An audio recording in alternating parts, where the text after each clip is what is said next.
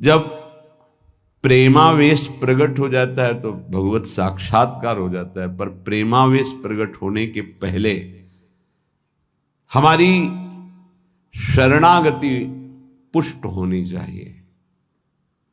शरणागति पुष्ट होने के लिए सबसे पहला लक्षण है दैन्यता, निराभिमानिता।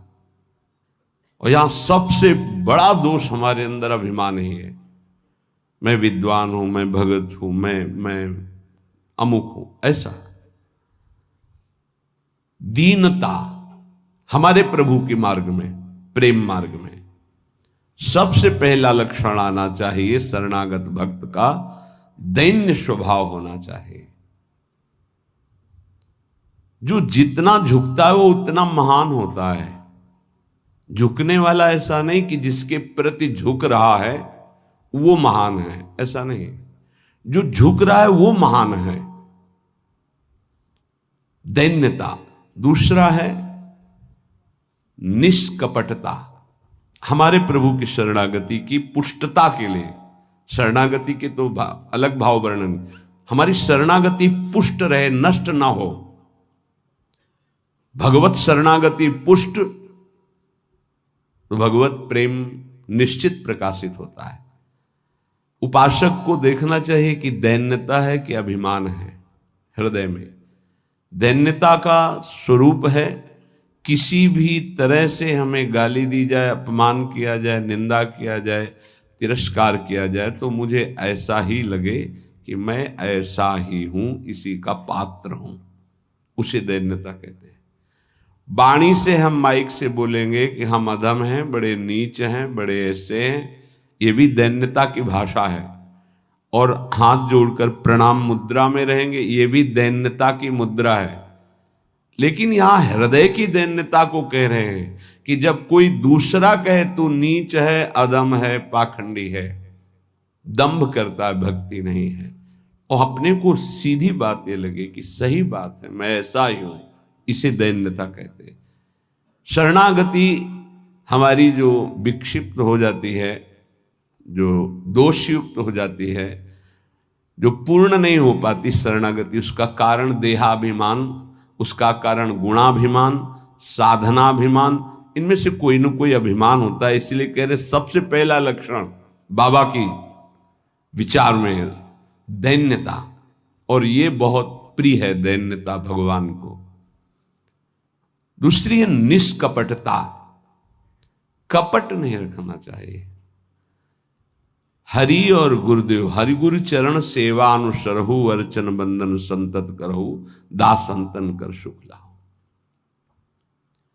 हृदय में कम से कम एक जगह तो निष्कपटता आ ही जाए गुरुदेव भगवान से।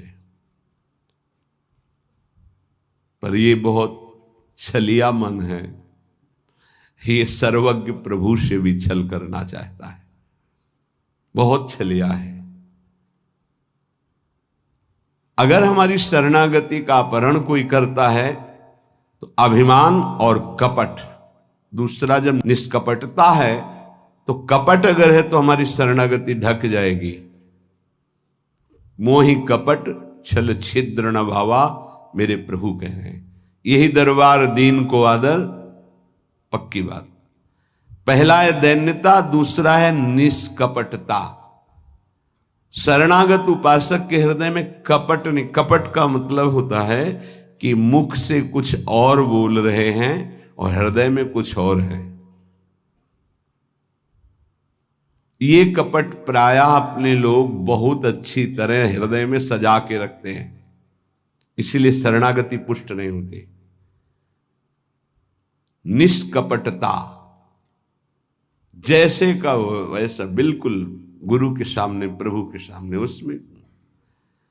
तीसरा सत्यता।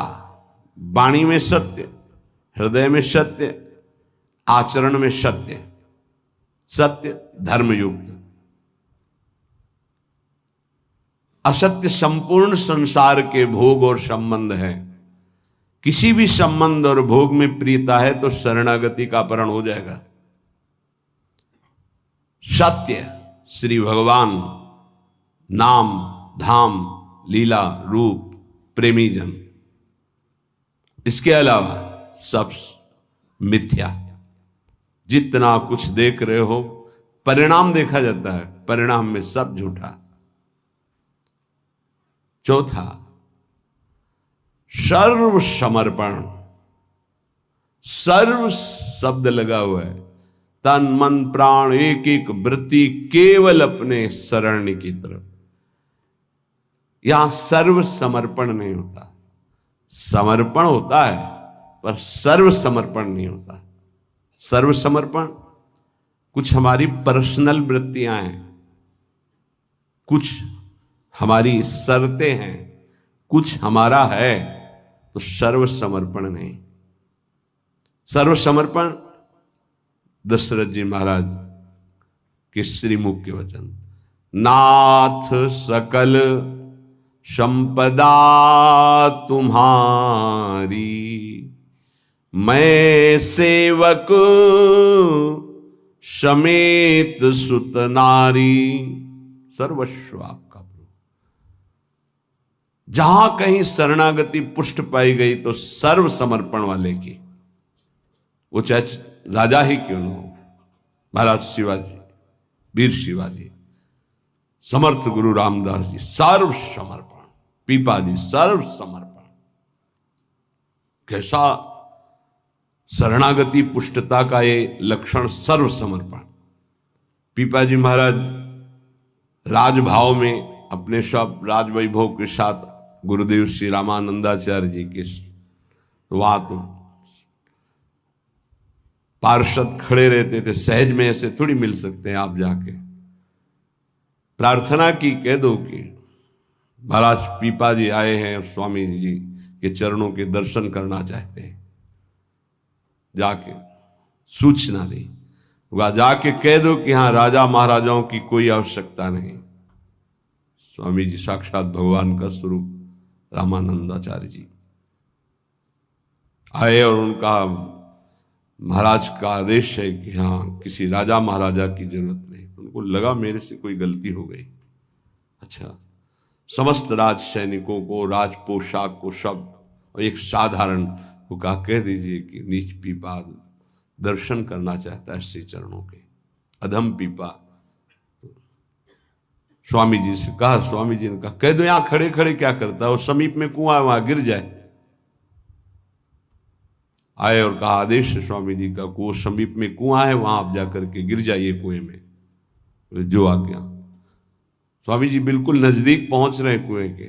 स्वामी जी बिल्कुल अब पहुंच गए हैं, अगला कदम रोक दो, रुक जाओ, वापस आ जाओ। स्वामी जी निकल के आए, दर्शन दिया, जाओ हम स्वयं आएंगे तुम्हारे नगर में, फिर तुम्हें मंत्र और विरक्तता सब प्रदान कर। महापुरुष बना दिया। पीपा जी का पावन चरित्र है, सर्व समर्पण। प्राण समर्पित है, कुएं में गिर जा, मतलब तन प्राण सर्व। पहले में राज धन वैभव, बड़ा शरणागति का महामहिम स्वरूप है। ये समर्पणता तो हम दिखाते हैं, लेकिन सर्व समर्पणता नहीं। कुछ अपना है, कुछ आपकी बात मान लेते हैं, इसीलिए वो खिचड़ी बनी रहती, शरणागति नहीं हो पाती। जब उपासक के हृदय में अपना अस्तित्व रहता है तो उसको भक्ति नौटंकी नाटक नजर आती है। अपनी वासना की पूर्ति, अपनी इच्छा की पूर्ति के लिए वो भगवान की उपासना को नाटक समझने लगता है। अगर अपनी वासना, अपनी इच्छा, इसका त्याग कर दिया जाए तो भक्ति का परिचय मिलता है।